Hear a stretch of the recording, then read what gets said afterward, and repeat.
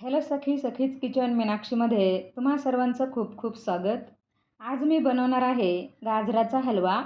एकदम परफेक्ट आणि interesting recipe असणार आहे, त्यामुळे व्हिडिओ स्किप न करता शेवटपर्यंत पूर्ण पहा. चला तर मग रेसिपीला सुरुवात करूयात.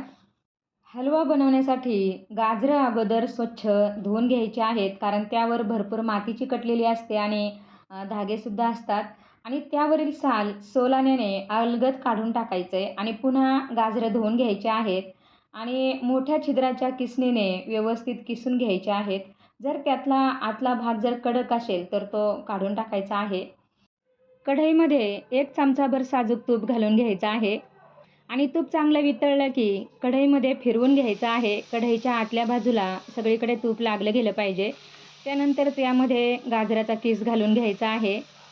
मी इथे 4 कप दाबून किस घेतलेला आहे. यामध्ये आपल्याला लगेचच दूध किंवा साखर अजिबात घालायची नाही.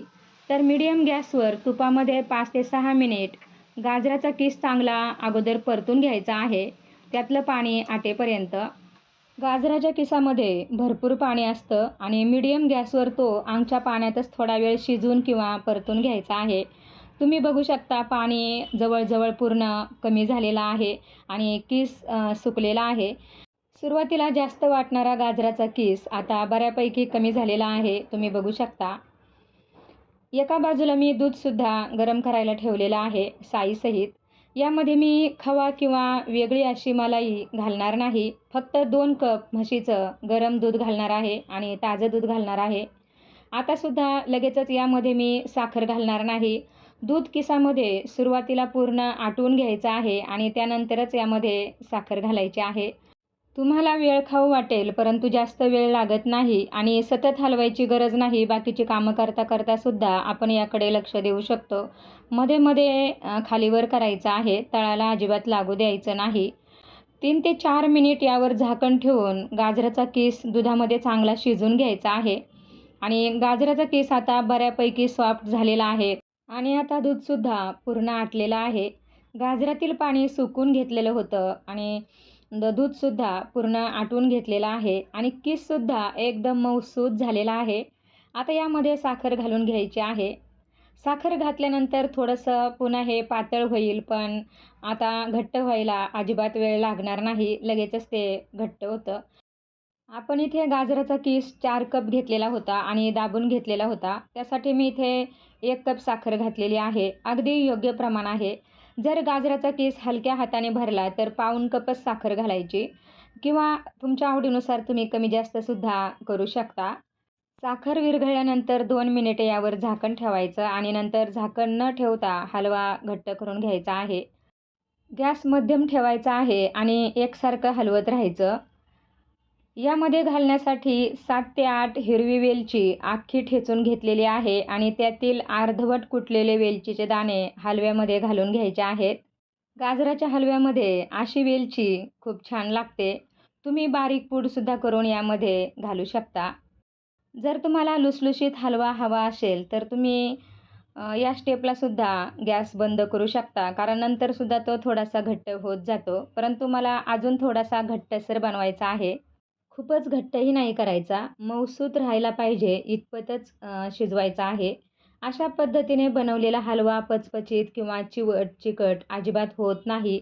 खायला एकदम चवदार आणि मऊसूत लागतो. जर खूप मोठ्या प्रमाणात तुम्हाला हलवा बनवायचा असेल तर अशा पद्धतीने नक्की बनवून बघा. खवा मलाई न घालता सुद्धा हा हलवा एक नंबर लागतो.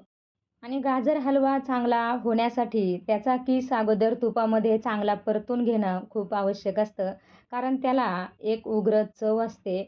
त्यामुळे गाजराचा किस तुपामध्ये अगोदर चांगला परतून घ्यायचा आणि गाजराचा किस, साखर, दूध एकत्र करून हलवा बनवायला घेतला तर नंतर तो घट्ट होण्यासाठी खूप वेळ लागतो आणि तसा हलवा बऱ्याच वेळेला पचपचीतसुद्धा होतो किंवा खूप आटवायला गेलं तर तो चिवट आणि चिकट होतो.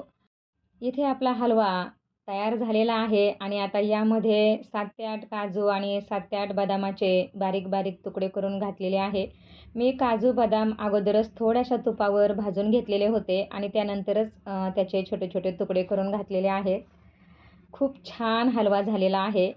आणि आता सगळ्यात शेवटी आपल्याला यामध्ये पुन्हा एकदा 1 चमचा साजूक तूप घालून घ्यायचं आहे. सुरुवातीला सुद्धा 1 चमचा साजूक तूप घातलेलं होतं आणि आता सगळ्यात शेवटी हलवा झाल्यानंतर पुन्हा 1 चमचा साजूक तूप घालून घेतलेला आहे. आता गॅस बंद करायचा आहे आणि झाकण ठेवायचं आहे. लगेच हलवा खायला घ्यायचा नाही, तर 10 ते 15 मिनिट थांबायचा आहे, म्हणजे तो आतल्या आत छान मुरला जातो. इथे आपला हलवा तयार झालेला आहे आणि मी पुन्हा एकदा काजू बदामाने छान सजवून घेतलेला आहे.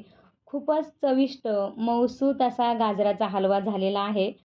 तुम्ही नक्की अशा पद्धतीने गाजराचा हलवा बनवून बघा. एकदा बनवल्यानंतर तुम्ही पुन्हा पुन्हा याच पद्धतीने बनवाल. इतका हा हलवा चविष्ट आणि मऊसूत लागतो. अगदी लहानांपासून मोठ्यांपर्यंत सगळे आवडीने खातील आणि मागून मागून खातील. तुम्हाला गाजर हलव्याची रेसिपी कशी वाटली कमेंटमध्ये नक्की सांगा. तुम्ही सुद्धा बनवून बघा आणि आपल्या चॅनलला लाईक, शेअर आणि सबस्क्राईब करा. Thank you. बाय.